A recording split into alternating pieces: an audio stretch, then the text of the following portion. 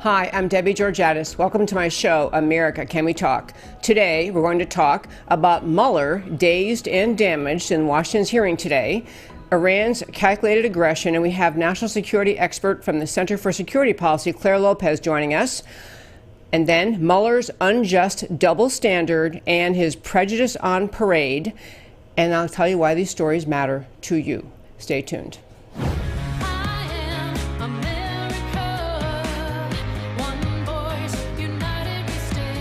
Debbie Georgatos, host of America Can We Talk, is an author, attorney, and political analyst whose mission is to inspire the American political conversation about preserving liberty in the best country on earth.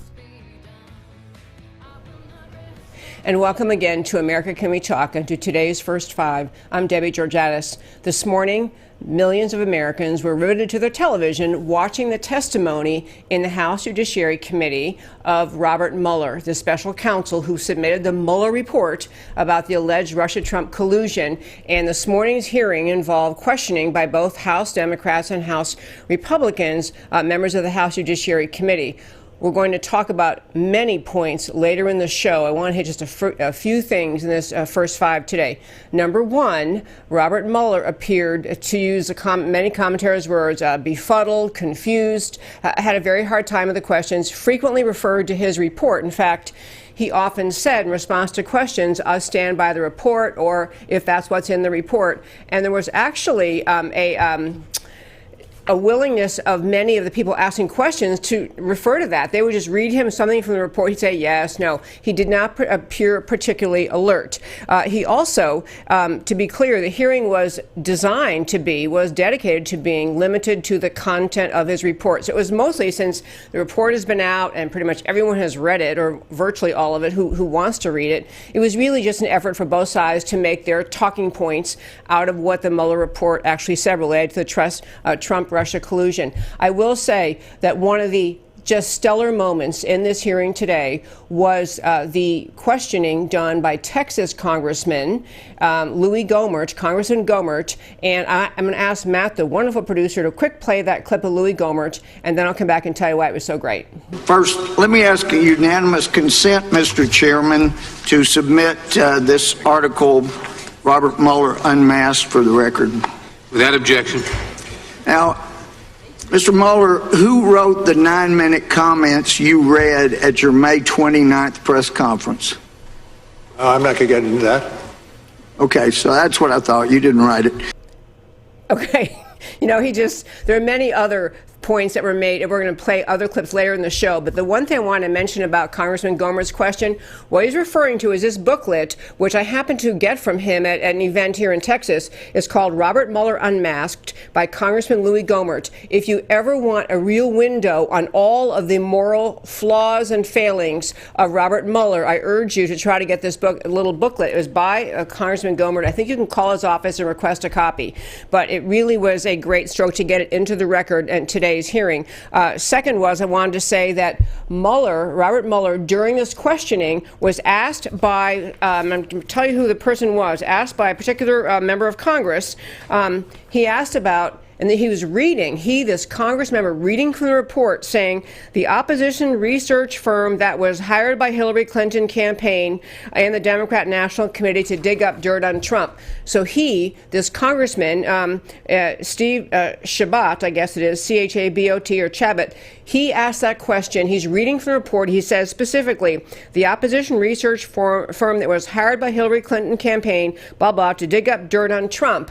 And he said to Robert Mueller, and that's Fusion GPS, right? And Mueller looked like he'd never heard of Fusion GPS. He said his answer was, I'm not familiar with that. Like he had never heard of Fusion GPS. You don't have to be a student of this incredible scene unfolding in Washington relating to this Trump-Russia collusion hoax to know the name Fusion GPS, but that was actually Robert Mueller's answer.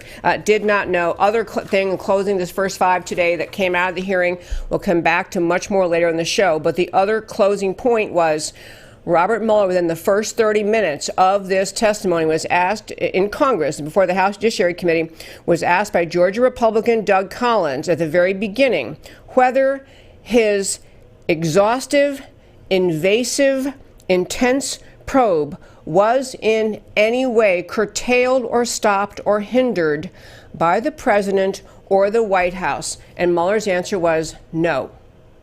Hearing should have ended right then. But there's much more to talk about on this. This is really, among, as I've said many, many times on this show, the Mueller investigation, the allegation of Trump-Russia collusion, the way it's been handled in Washington. This is one of the most significant and important events in American history, important events involving corruption inside the government and the determination by those who want to seek truth in this entire episode.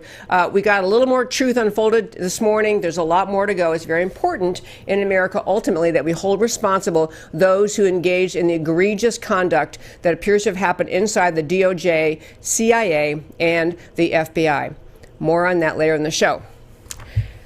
And that, my friends, is my first five for today. We're turning now to talk to Clare Lopez. She has been a guest on our show many times. I'm grateful every time she comes on.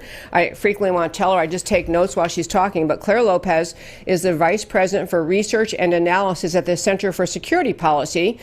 She's held many other prestigious positions in the national security world. She's a former CIA career operations officer. But she is a national expert on national security, and in particular, a well-recognized expert on the country of Iran and Iranian politics and geopolitics. So I want to ask her to come on today. I asked her to join us today to talk about what is happening in the Strait of Hormuz, the Iranian military seizing British tankers. And I wanted to have her talk about why they're doing it, why it's happening now, and what, if anything, should be America's response. So I believe we have Clare online. Hi, Clare. Yes. Hi, Debbie, and thank you very much for having me. I'm glad to be with you as always. Love to have you join us. Thanks so much. Well, I want to start. We're going to be talking about the Iranians seizing these tankers, but I want to start with just a tiny little bit of a geography lesson, because I think in America, people hear Strait of Hormuz and they're thinking, why is that so relevant? So the wonderful producer, Matt, has a map that I sent him. I want to have it up on the screen. I don't know if y'all can see it very well on the screen, but can you tell our listeners, why is the Strait of Hormuz such a hotly contested area? Well, it is one of the 8 most important strategic straits, that is, narrow waterways in the entire world. It is very narrow, shipping lanes as narrow as 2 miles each way going in and out of the Strait of Hormuz. Overall, perhaps 22 miles in width at its widest point. The Strait of Hormuz is the entry-exit point between the Persian Gulf, on which border Iran, Iraq, Kuwait, Saudi Arabia, and other Gulf states. And then if you can picture this leading out of, that would be to the east, out of the Persian Gulf, you have to go through this narrow, curving, U-shaped or hill-shaped, depending on which way you're looking at it, waterway leading out into the Gulf of Oman and then from there to the Arabian Sea. But the point about why it's so important is that a huge percentage of the world's oil and petroleum products passes out through that strait. If you think about all the oil producers clustered in and around the Persian Gulf, I've just named a few: Iran, Iraq, Kuwait, also add in Qatar, add the United Arab Emirates, and of course Saudi Arabia. All of them have to get that oil out somewhere to customers. Yes, some of it goes by pipeline, which could be overland, but an awful lot of it travels by oil tanker ships out through the Persian Gulf, out through the Strait of Hormuz, and then on to the bigger oceans. That was very helpful, because I do, as I said, I think people wonder, why is this such a contested area? So now we have that. It's a vitally important shipping lane for tankers containing oil. So in the last few weeks, the country of Iran, has seized oil tankers, 2 British oil tankers. And so I want to get at, if you, because you're just such an expert in all things related to Iran and what their strategic mindset is and what their mission is, Why is this happening now? Why do you think the Iranians were these tankers in Iranian waters? Is that really the problem, that Iran was being a bit defensive, or is there some other motive that you see in Iran's conduct? Well, there are some specifics of international law regarding waters off the shores of countries, and I don't want to get into all those specifics because they're very technical, how many miles this way, that way, continental shelf, and things like that.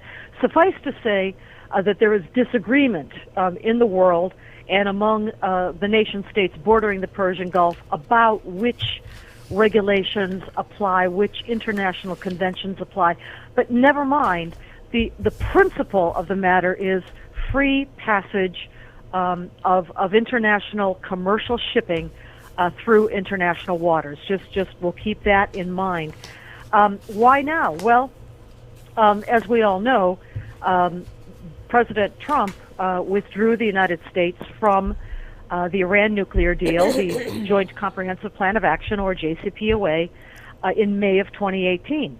And along with that withdrawal from this unbelievably, incredibly awful deal, which had absolutely zero effect on the Iranian clandestine nuclear weapons program, or its ballistic missile program, or its support for terrorism, et cetera, along with that withdrawal came a reimposition of sanctions, U.S. sanctions, which are especially important because of the dominant position of the U.S. economy in the world, the position of the dollar as the currency of trade and commerce. We have the ability to impose crippling sanctions, and this is what President Trump has done, not just against Iran, but also against any entities, countries, companies, firms that would do business with Iran. And for a while, there were a number of waivers that were granted to certain countries for trade in oil products and in certain metals, but those were withdrawn more recently this year in 2019. The net effect has been a crippling of the Iranian economy because its main export product is petroleum products. Yes, they've got carpets and pistachios, but for all intents and purposes, its most important to export is oil. And it has been unable to do that because the U.S. is going to sanction anyone that would agree to buy that oil in the world. And the withdrawal of the sanctions, the withdrawal of two of the final remaining waivers, tightened that even further. Result has been a real devastating effect on the Iranian economy, unfortunately for the long-suffering Iranian people first and foremost, but the importance of it is aimed at the leadership. And most recently, President Trump and his administration imposed direct sanctions against the supreme leader himself and some of his top IRGC, that's Islamic Revolutionary Guard Corps, commanders, sanctions on the movement of their money. Now, we might know, your listeners probably do know, that these top leadership figures in Iran, they're deeply devout Muslims, yeah, but they're also very deeply corrupt, and they have amassed fortunes in the billions and tens of billions, lots of which is stashed in overseas bank accounts like in Switzerland and other places. Well, these new sanctions that Trump imposed just some weeks ago impeded the ability of that leadership, the supreme leader himself, the Ayatollah Ali Khamenei, and his top guns, his thugs, impeded their ability to access and to move those funds. That was really crippling. Long way short of saying it is the net effect of all of these things, I think, that has pushed the Iranian leadership to the brink, to a point of frustration that they are now lashing out in every direction, and most particularly, though, against shipping, commercial shipping in the Gulf, the Persian Gulf, through the Strait of Hormuz, and even outside of the Strait of Hormuz, because some of the ships attacked with limpet mines by the IRGC 2 months ago in May 2019, were actually in the Gulf of Oman, that is past the Strait of Hormuz outwards. So they are lashing out, is what I mean to say, and attacking the Saudis as well. And their targets are specifically oil targets, oil shipping, and in Saudi Arabia, their oil pipeline pumping stations. Important thing, I'll just add this one last thing about that. The attacks in Saudi Arabia mid-May 2019 against their oil pipelines pumping stations in the center of the Arabian Peninsula, in the middle of Saudi Arabia, were launched not out of Yemen or by the Houthi rebels there that are supported by Iran, as everybody first thought. No. That attack was launched by Iraqi Shiite terror militias, sometimes called the Hashd al-Shabi, or also the Popular Mobilization Units, PMUs, some different names for them, but Shiite terror militias in Iraq. Specifically for that attack, it's thought that the Kataib Hezbollah was responsible. So these are all ways that Iran is striking out in its desperation and frustration. And let's understand, the regime is fragile. The regime is beset within the country by massive and continuing protests and demonstrations and labor strikes all over the country. So all these things together are ratcheting up pressure on the regime that is now lashing out. Claire, do you think the reason that the Iranians in particular chose these British vessels to seize recently, is this anything that they did, in your view, strategically targeting America, thinking that somehow America and Britain are such allies, UK are such allies, that maybe that the UK's unhappiness about these vessels being seized will somehow impact America, make America more likely to change things? Is there any strategic relevance to that they were British tankers? Yeah, I mean, that's certainly part of it, but more specifically, it's because the British, through Gibraltar some weeks ago, seized an Iranian ship that they claimed was transporting oil in violation of sanctions to the Damascus regime of Bashar al-Assad. Okay. And the Brits, through Gibraltar, and off the Strait of Gibraltar, seized an Iranian ship, and this very clearly was done.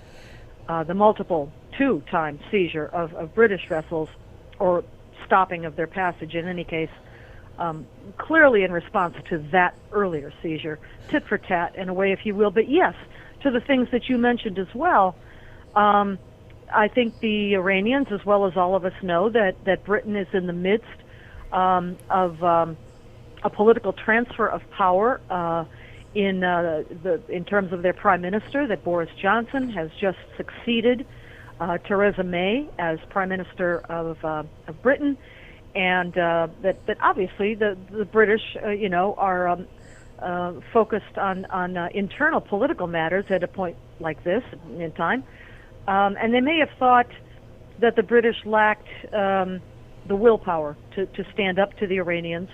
That they could, like the rest of the cowardly Europeans, do what they wanted to the Brits, and they wouldn't strike back.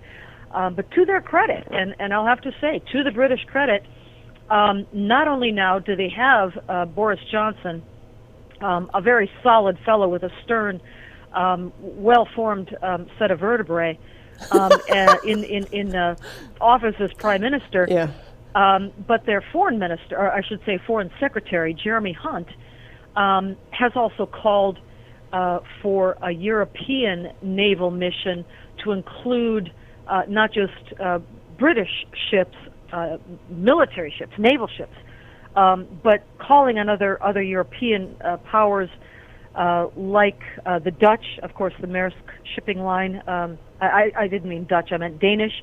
Maersk shipping line out of Copenhagen, and others in Europe with large commercial shipping operations, calling on them to join together in a joint effort to provide military escorts to the commercial shipping. So we'll see where that goes. But the intent of the Iranians probably was to try to split, the Europeans of less sterner stuff than our President Donald Trump away from the U.S. policy, hard line policy against the Iranian regime.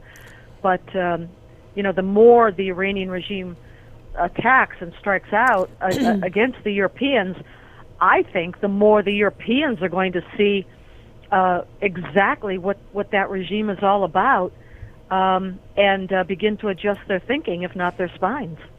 So, Claire, what, if anything, has been President Trump's response, or should it be? Should the America and President Trump be in the middle of trying to help UK resolve this, or what should we be doing about this? Well, it's our forces too. It's our shipping and our vessels over in the region, as well as our drones. One of which was shot down at an earlier point by the Iranians. We're very much involved as well, and we are allied with our NATO partners very closely, and that would include in the Persian Gulf. And so I think the intent is to stand together with our European partners, and that's exactly the way it ought to be. I like that very much. I was going to mention for our listeners, if you hadn't read anything about this, I read just a little bit about how aggressive this conduct was by the Iranians who did board and seize this tanker, in this ship in the Strait of Hormuz. It's one thing if you were just asserting in a defensive but not alarmed way, Iran, you'd be saying, you guys, you might have involuntarily, mistakenly moved into waters that Iran claims, but it was a very aggressive takeover. They described more like commando conduct in the way the Iranians did this. And then there also, I don't know if any reaction to that. And the other one was, I saw that Rouhani is hinting at the idea that maybe there could be a swap for the seized tankers. Do you have any thoughts about that? Well, no such mention has been made yet, but you're absolutely right about the warlike act of war is what it was. Seizure of that British tanker, the most recent one, in which action a number of IRGC naval fast boats surrounded the tanker. A helicopter flew overhead, and from it rappelled down commandos in full military gear with automatic rifles pointing at the commercial, merchant seamen on this oil tanker, and they filmed it all. This is the important part. They filmed it all and then displayed the film, published the film online so that everybody could see how they had taken over this ship. But again, I think that may have worked in the opposite direction. Rather than showing that the British left this tanker undefended, unescorted, which they did, but rather that there is absolutely no cause for swift boats and helicopters and commandos in full battle rattle, rappelling out of that helicopter onto the decks of a merchant ship with automatic rifles leveled at seamen. That, I think, the Iranians probably, because of their mentality, they may have failed to realize how shocking an image that was, and how sobering it I hope has been, for the Europeans watching it. Instead of making them cower even further, and begging the United States, because this is the whole objective, right? Begging the United States to get back into the nuclear deal, which of course the Trump administration has no intention of doing, especially now that Iran has breached that deal in numbers of ways. But if they thought that was going to be the result, it looks like it's not, and that's to the credit of these European leaders, hopefully, who were appropriately shocked by those images. Appropriately shocked is right. And Claire, I know every time we speak, I'm so grateful for all your information and your read on things and your knowledge of the region and your knowledge of the mindset of the Islamic leaders in Iran, the mullahs. And so I thank you so much. And I actually have one last quick thing. I know that at the time President Trump was a candidate Trump and became President Trump, much of the worry of or at least expressed worry by the American left was that he was a little bit too hot-headed or too, they feared the conduct he would engage in with respect to foreign policy, that he may not be as subtle or mindful or strategic as he should be. But you feel that the way America is responding now to this is perfectly appropriate. Is that right?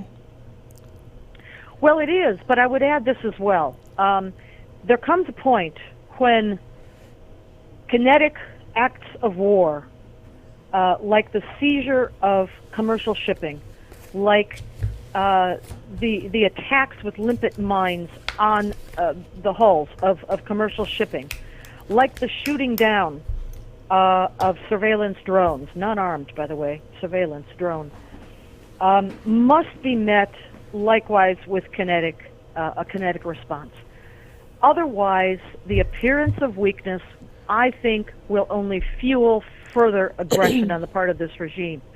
Now, I think the most important thing that we could be doing at this moment, but to the best of my knowledge are not, is supporting the Iranian people themselves, the women, the students, the labor strikers, the ethnic minorities, all of whom are in the streets of Iran, protesting, chanting, by the way, death to Khamenei, death to the supreme leader, and spray painting this all and graffiti on walls, supporting them however we might, quietly, because this is for the Iranian people to do, but to help them attain their own liberty, help them to get rid of this regime, not just the mullahs, but the guns and the thugs that keep it in power.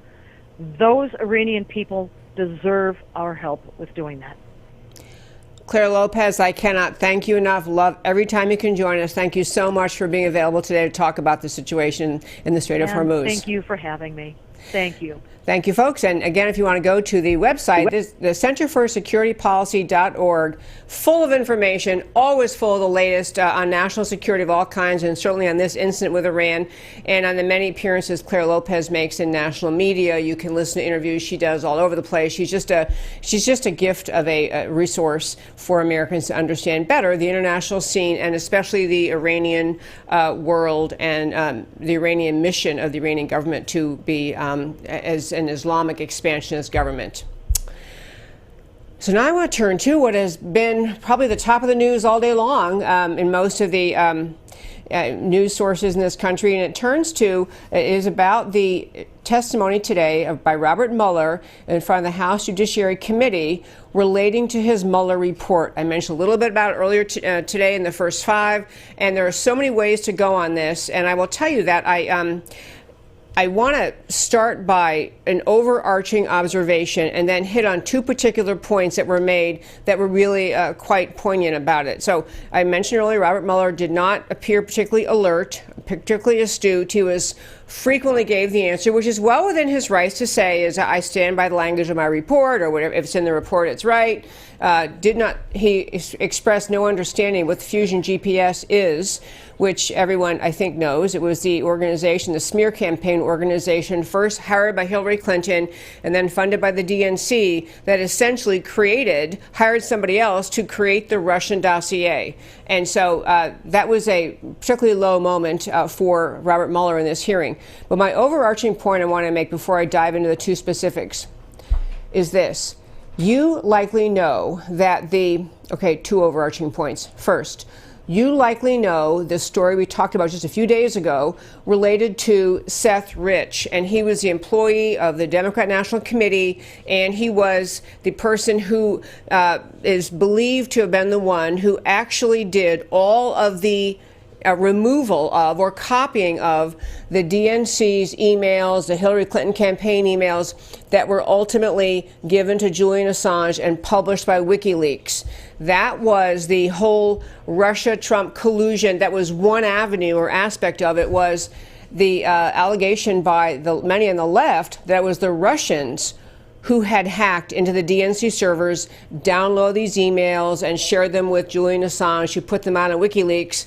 But the big allegation this week, it was out a year ago or more than a year ago, but it was buttressed and enforced this week by a piece of litigation, a defamation lawsuit filed by a local Texas person, Ed Butowski, alleging that he was told firsthand, or essentially firsthand, that it was Seth Rich who was the DNC employee who got those emails and shared them with Julian Assange, and then was murdered in Washington, D.C., remaining an unsolved murder. And many suspect that there were people who didn't like his having taken those emails as the ones who were motivated to bring about his murder. So that particular aspect of the story was not part of the hearing today. And I'll be really clear, I listened from early in the morning when the hearing started until I just simply had to turn to getting ready for this show. But as far as I know, there was no testimony today or questions or commentary of any kind about whether or not there was investigation or should have been investigation about who really leaked the DNC emails, who really got the emails off of the DNC server and shared them with the WikiLeaks. That, so far as I know, was not discussed, and that was not really the only or portion of it that may have been relevant to have asked Robert Mueller about would have been something along the line of, your report, and indeed Attorney General Barr's summary of your report just simply accepts as a given that the Russians hacked into the DNC server. Did you, Robert Mueller, do any investigating yourself? Did you ever ask to have the FBI look at that server directly? Why is it was okay that the DNC never permitted any federal agency to look at that server, to do the forensic analysis, to figure out how those emails were really taken away from the DNC? That was never discussed, as far as I know, and may have been considered outside the scope of this hearing. But the other kind of long avenue, or the bases for this entire Trump-Russia collusion thing, beside that, the hacked emails and who did that, and whether someone was supposedly helping the Russians do that, or even if the Russians, if they had done it, which I don't believe they did, I think Seth Rich did. But the other whole aspect of this, the other kind of predicate, which was the term that Attorney General Barr used over and over in his testimony, saying he was going to look into, not testimony today, previous testimony, Barr said he's going to look into what is the predicate, the basis, the reason that the entire Trump-Russia collusion allegation was believed. How did it make its way to the FBI? How is it that the FBI ended up doing an investigation, believing or claiming to believe that there was Trump-Russia collusion?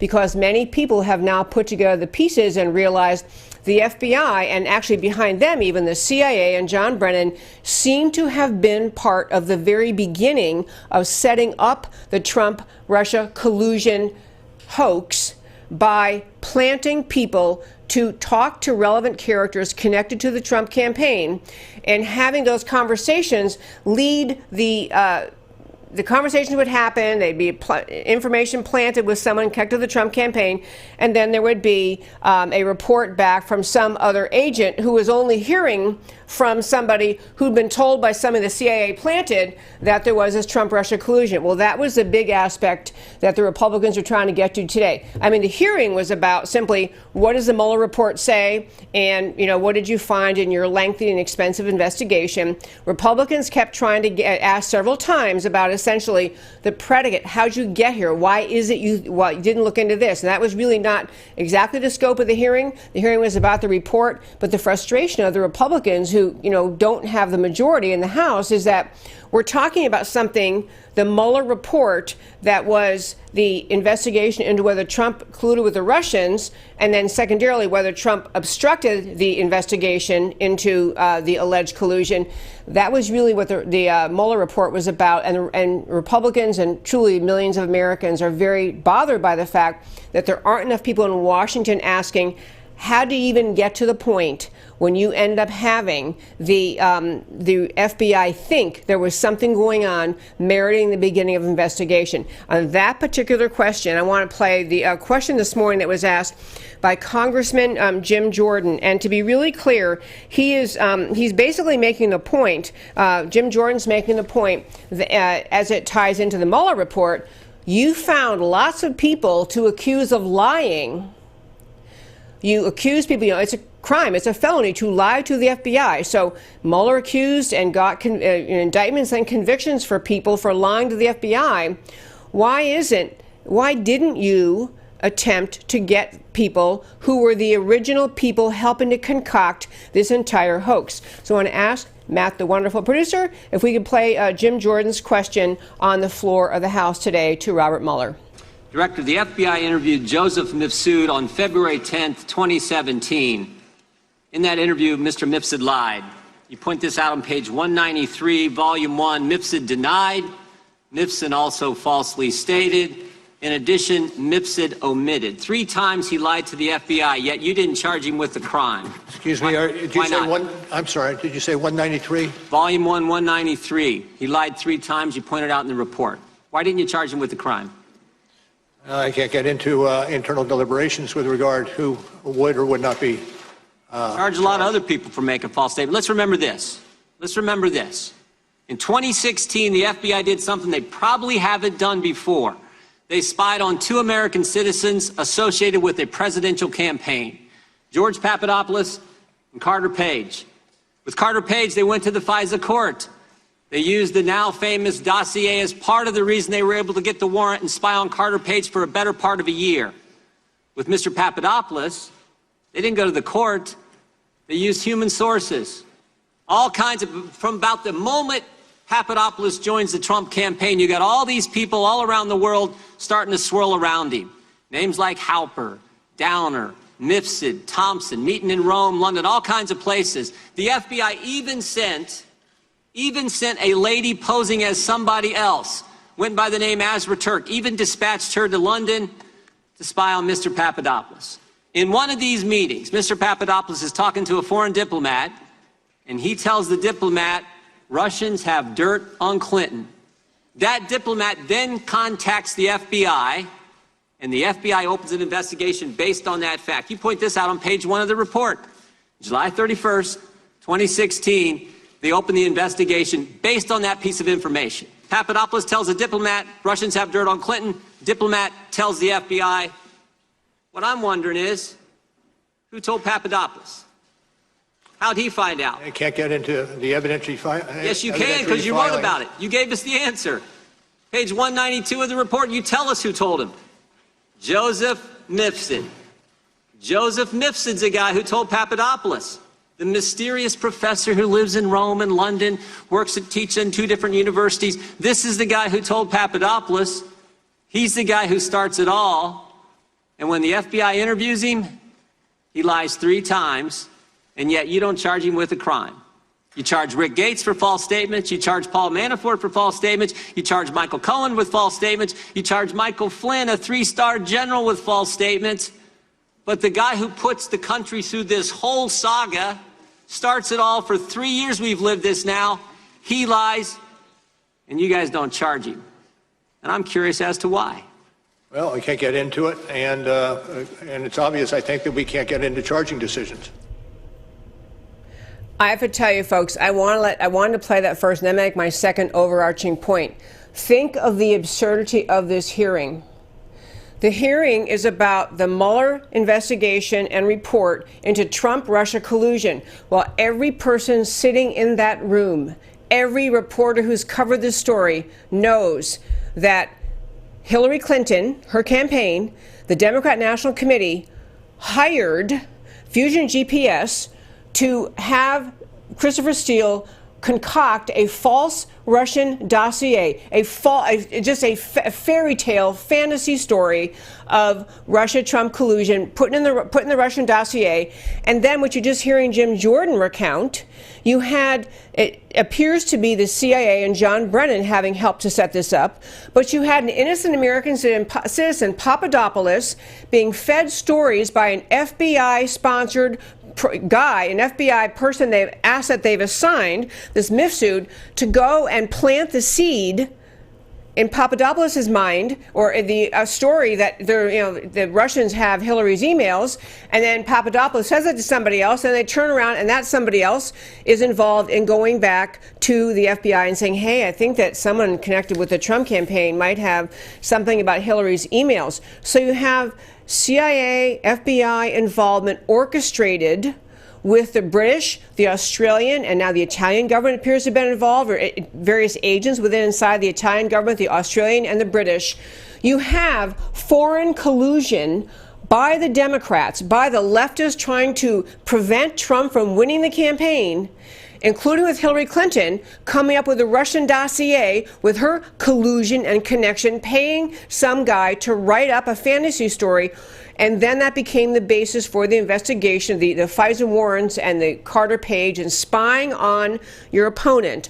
All of that was collusion and just an astonishing, breathtaking, just audacious plan by people inside the FBI to be involved in trying to destroy a presidential candidate, an opponent of a presidential candidate.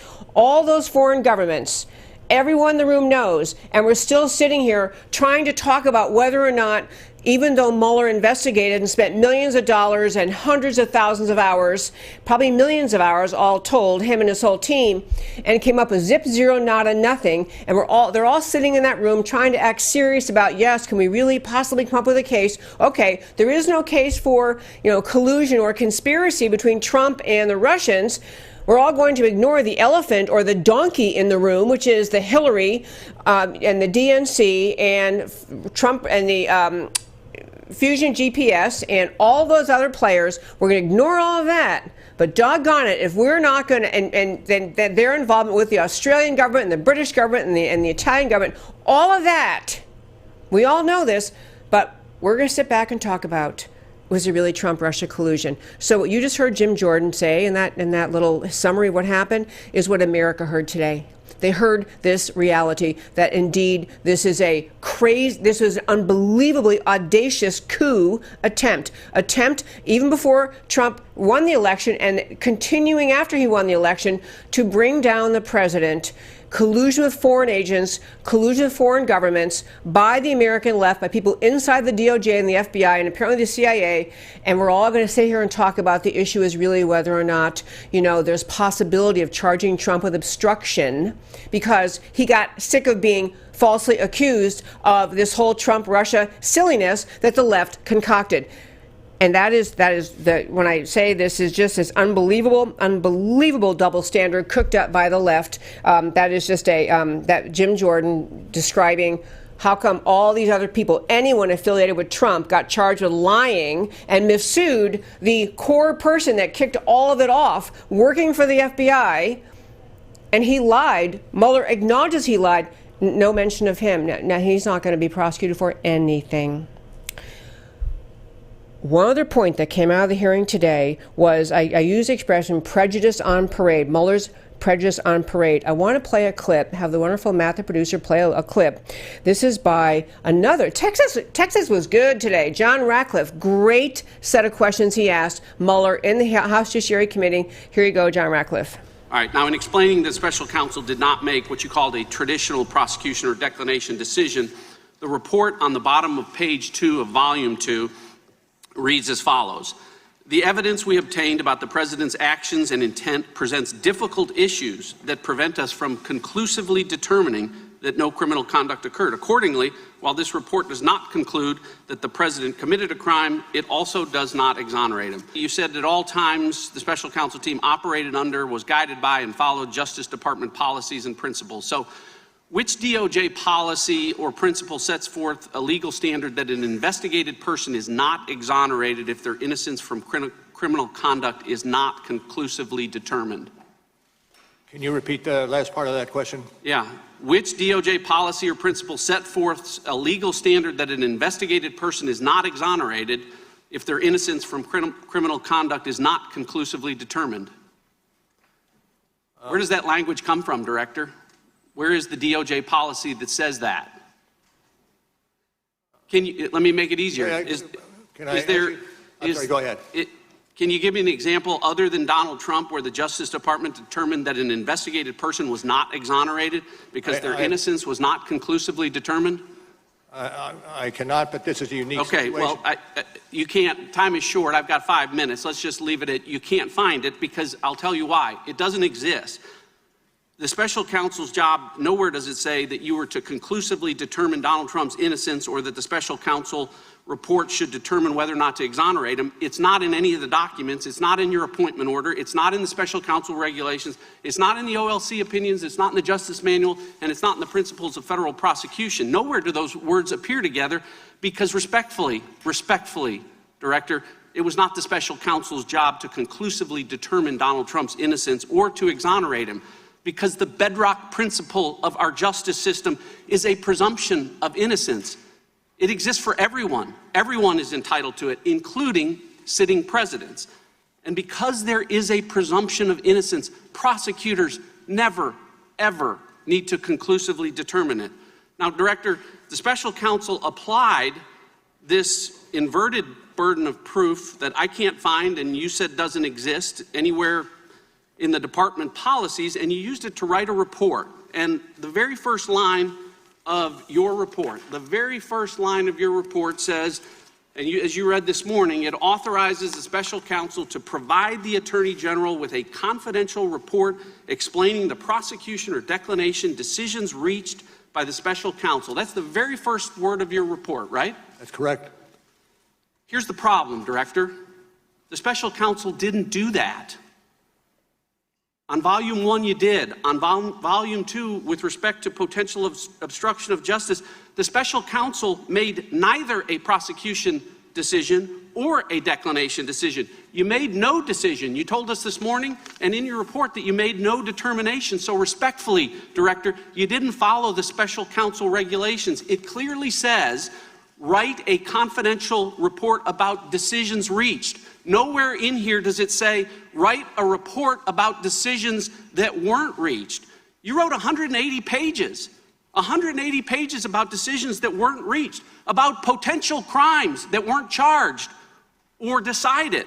And respectfully, by doing that, you managed to violate every principle and the most sacred of traditions about prosecutors not offering extra prosecutorial analysis about potential crimes that aren't charged. Folks, that was among the most important points of the entire hearing this morning. Among the most important, and I'm going to run out of time here, so I'm going to come back and talk more about that tomorrow. But in summary, what Congressman Ratcliffe is saying to Mueller is, to Investigator Mueller, and with respect to his report, is you shifted the burden of proof. In America, every individual is entitled to the presumption of innocence. The prosecutor has to start every case with the person, recognizing the person being investigated has a presumption of innocence. What he really was doing there, what Congressman Ratcliffe did, was to call out Mueller's stunt in this volume 2 of his report, where he addressed the allegations called whether or not President Trump obstructed justice. Throughout, it was like throwing, garbage against the wall and see what will stick, throwing in a bunch of things and saying, well, maybe this, but I can't reach a conclusion. Maybe that. His job was to investigate and decide whether or not something should be prosecuted or whether he had to decline to prosecute. Instead, Mueller chose the tact of throwing junk out there in that second volume of the Mueller report, inviting Congress to engage in impeachment. Because, he is exactly right. Ratcliffe is exactly right. What Mueller did is a grotesque violation of the concept of the presumption of innocence, shifting the burden to Trump to have to somehow say, no, I know he's saying all these things, and he couldn't reach a conclusion in any of them. But somehow it leaves in the mind's eye that Trump really was not innocent, even though that is what the conclusion should have been from the prosecutor was, there's no basis to prosecute this. If there was a basis to prosecute alleged obstruction of justice, then Mueller should have done it. He didn't have it. Instead of just saying, I don't have it, I'm done, he chose a smarmy method of trying to entice Congress to engage in an investigation related to impeachment.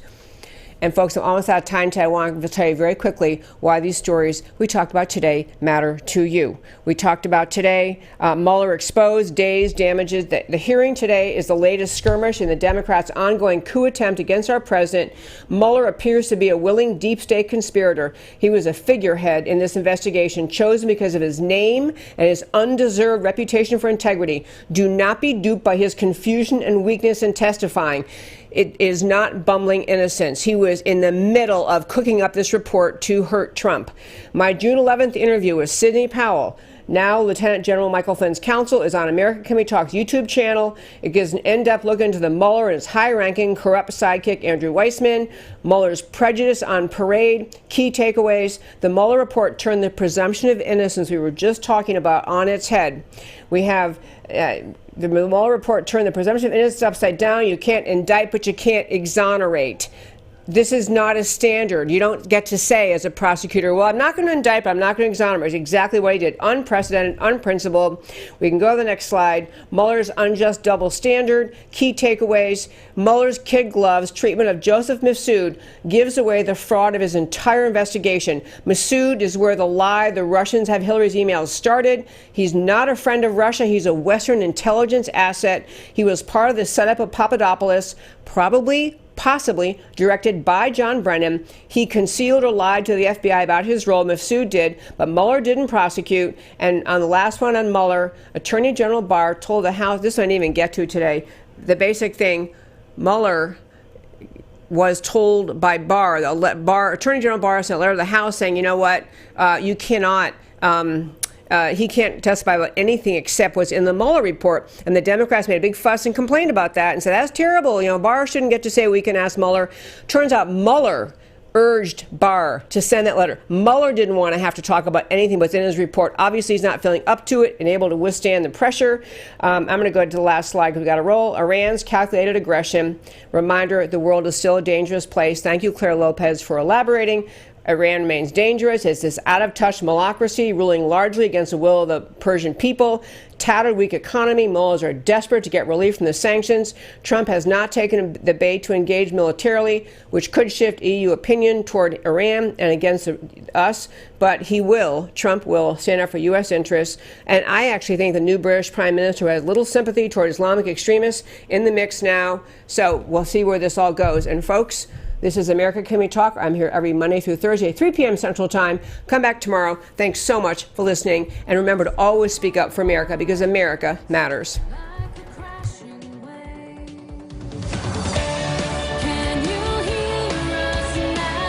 America Can We Talk? Truth about America. Can you